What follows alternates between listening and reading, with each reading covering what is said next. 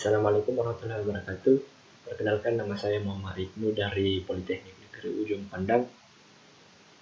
Ya, jadi di sini kita akan mereview sedikit jurnal terkait life cycle cost pada salah satu pembangunan gedung.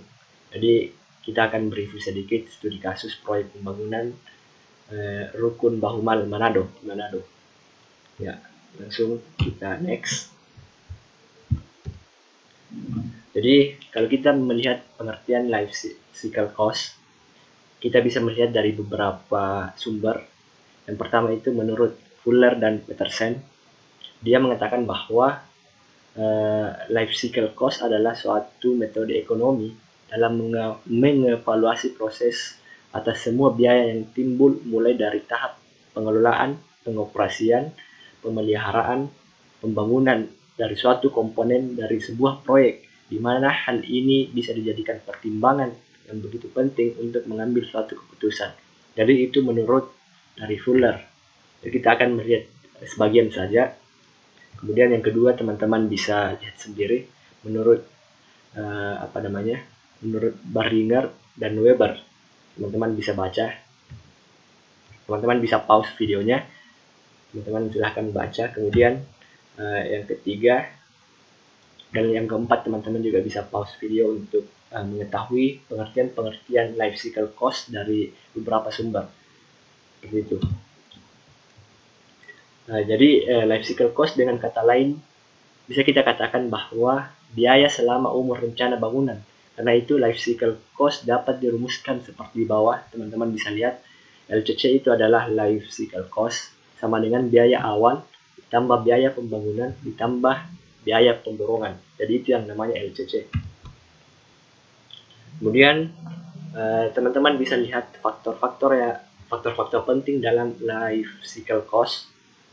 Teman-teman bisa lihat yang pertama itu adalah usia bangunan. Jadi ini kita mereview mereview dari sebuah jurnalnya, nanti saya includekan di link video di bawah. Jadi kita lanjut.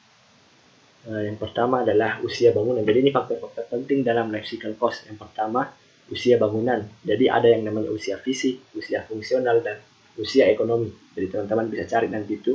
Kemudian ada yang namanya usia komponen.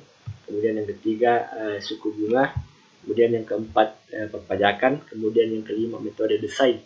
Dan kemudian yang terakhir atau yang keenam adalah kualitas dan konstruksi. Jadi itu adalah faktor-faktor yang perlu dipertimbangkan dalam life cycle cost. Jadi ini beberapa contoh RAB dari pembangunan proyek ini. Teman-teman bisa lihat dari RAB dari RAB pengecatan. Teman-teman bisa lihat harga uraian pekerjaan, satuan, volume, harga satuan, kemudian jumlah harga. Jadi ini adalah RAB aktualnya. Kemudian contoh kedua, tabel UCC aktual dinding. Jadi ini saya ambil dari jurnal. Kemudian RAB pekerjaan lantai aktual, teman-teman bisa lihat. Jadi jumlah yang telah dibulatkan itu adalah 55.900. Kemudian yang keempat, saya next. Kemudian yang kelima, RAB pekerjaan atap aktual. Kemudian yang keenam, aktual atap rukun jadi atap. Kemudian yang ketujuh, bangunan rukun blok. Seperti itu. Jadi kalau kita melihat dari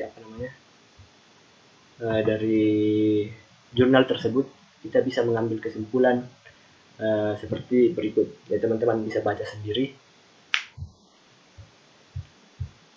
Jadi di sini ada ada biaya-biaya yang dikeluarkan dari beberapa pekerjaan.